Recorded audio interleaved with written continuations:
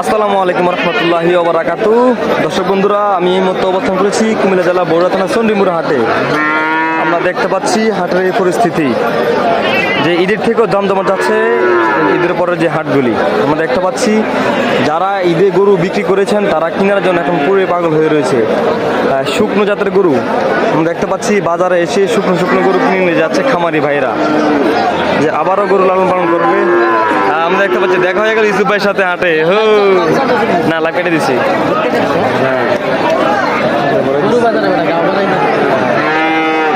দর্শক, আমরা দেখতে পাচ্ছি এই মুহূর্তে চণ্ডীমুড়া হাটের অবস্থা।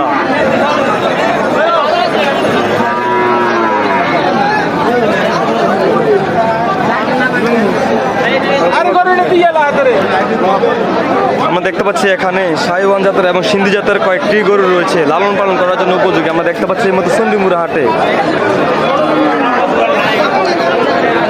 দর্শক, আমরা দেখতে পাচ্ছি আপনারা যে যেখান থেকে ভিডিওটি দেখবেন অবশ্যই ভিডিওটি শেয়ার করে দিবেন। নিত্য নতুন ভিডিও পাওয়ার জন্য সবসময় পাশে থাকবেন।